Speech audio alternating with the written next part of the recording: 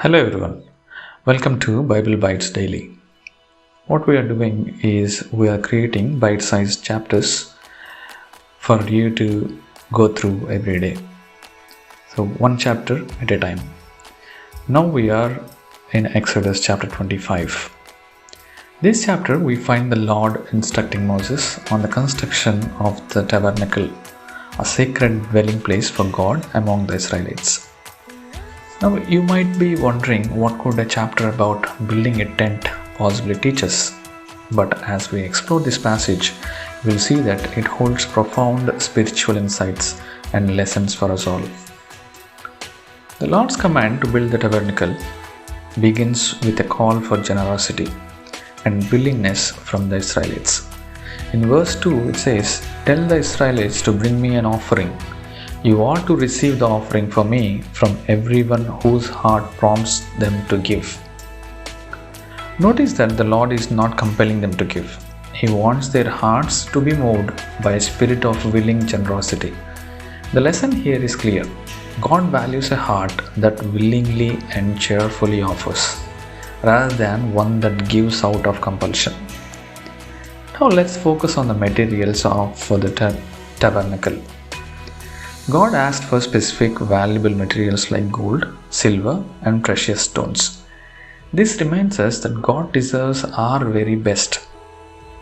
Our Creator is not content with half-hearted efforts or mediocre offerings.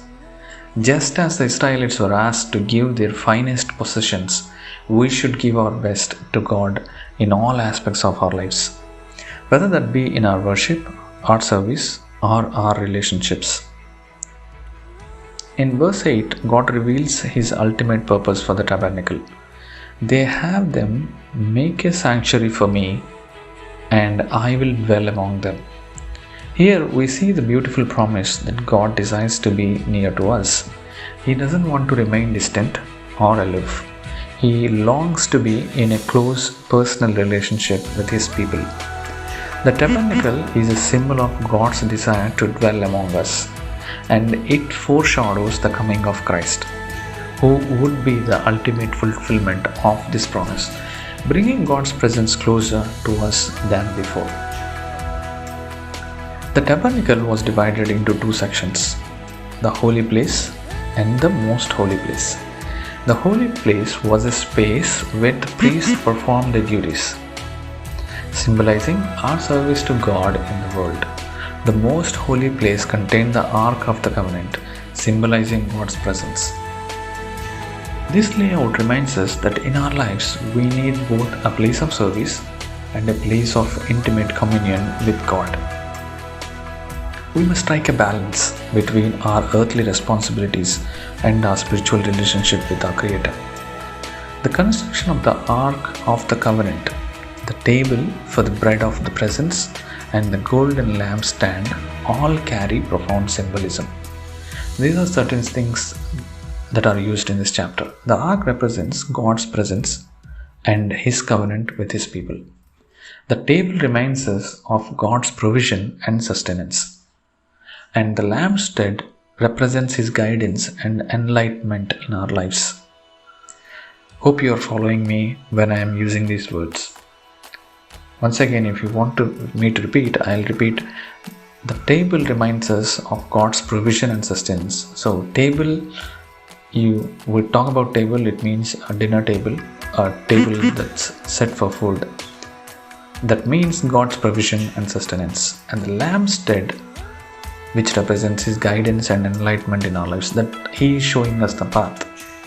These objects within the tabernacle points to the fulfillment of our relationship with God and the blessings He offers. So finally, what all this means, Exodus chapter 25 teaches us about the beauty of willing, cheerful generosity, offering our very best to God, His desire to dwell among us, and the importance of both service and intimate communion with Him.